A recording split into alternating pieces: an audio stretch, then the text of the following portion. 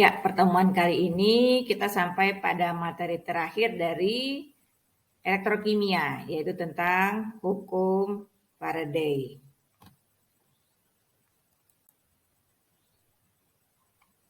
Ya, kembali kita kepada sel elektrolisis, bahwa beda sel elektrolisis dengan sel Volta.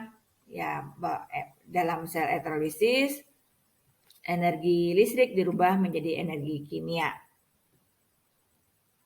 Nah, energi listrik yang dibutuhkan pada sel elektrolisis ini dapat kita hitung secara kuantitatif. Ya, berapa kuat arus dan waktu yang dibutuhkan pada proses elektrolisis tersebut. Nah, aspek kuantitatif dari elektrolisis ini dikembangkan itu terutama oleh Faraday. Ya, di mana menurut Faraday, massa produk yang terbentuk dari suatu elektroda itu berbanding lurus dengan banyaknya listrik yang ditransfer di elektroda itu dan massa molar zat yang terkait.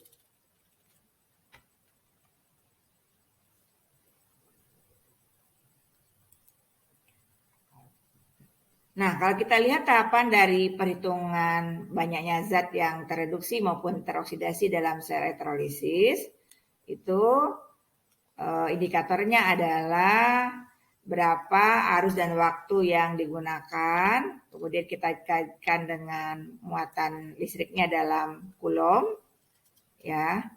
Kemudian terkait dengan banyaknya mol elektron, ya, mol elektron itu dikaitkan lagi dengan mol zat yang tereduksi atau teridentifikasi.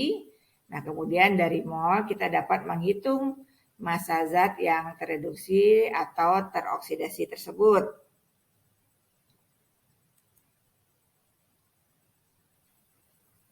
Ya. Nah, hubungan antara muatan dalam kulom dan kuat arus itu, di mana 1 kulom itu sama dengan ya 1 ampere per kali 1 detik. Ya. Nah, 1 mol elektron itu sama dengan 1 Faraday yang nilainya setara dengan 96.500 kulom. Ya, ini untuk 1 mol elektron ya. Kita lihat contoh soalnya. Nah, misalnya soal seperti berikut. Dari elektrolisis lelehan barium klorida BaSl2, ya, tulislah setengah reaksinya. Kemudian berapa gram logam barium yang dapat dihasilkan dengan memasok 0,5 ampere selama 30 menit. Ya, jadi yang ditanyakan ada 2 ya. Ya, yang pertama kaitannya dengan reaksi elektrolisisnya, kemudian logam barium yang dapat diendapkan. Ya, kita lihat reaksi di katoda. Ya, di katoda terjadi reaksi reduksi di mana barium 2+ ditambah 2 elektron menjadi barium. Ya, kemudian di anoda terjadi reaksi oksidasi di mana 2 Cl- itu menjadi Cl2 ditambah 2 elektron. Ya, di sini kelihatan bahwa barium 2+ ini melibatkan 2 elektron. Jadi 1 mol barium melibatkan 2 mol elektron. Ya. Nah, artinya untuk mengendapkan 1 mol barium itu membutuhkan muatan listrik setara dengan 2 Faraday. Ya, karena 1 Faraday itu sama dengan 96.500 kulom, maka sama dengan 2 kali 96.500 kulom. Ya.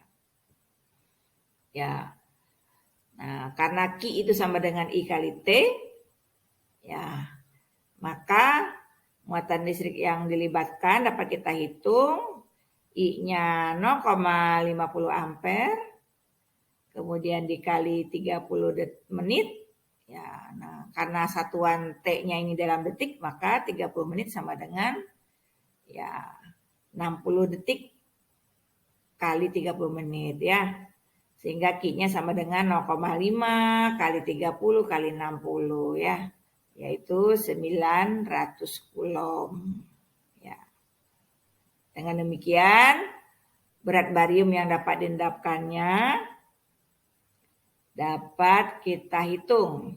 Yaitu ARBA per 2 ya, karena muatannya positif 2 ya, dikali 900 Coulomb dibagi 96.500. Ya, hasilnya adalah 0,64 gram. Ya, ini untuk 900 Coulomb. Jadi, dengan muatan listrik 900 Coulomb, kita dapat mengendapkan barium sebanyak 0,64 gram. Nah, kita lihat contoh yang lainnya. Ya, sendok yang terbuat dari logam aluminium akan dilapisi perak dengan cara disepuh. Larutan yang dipakai adalah larutan perak nitrat. Penyepuhan dilakukan dengan elektrolisis larutan perak nitrat dengan elektroda perak ya di anoda dan aluminium di katoda. Menggunakan arus listrik sebanyak 10 ampere dan waktu 8 menit.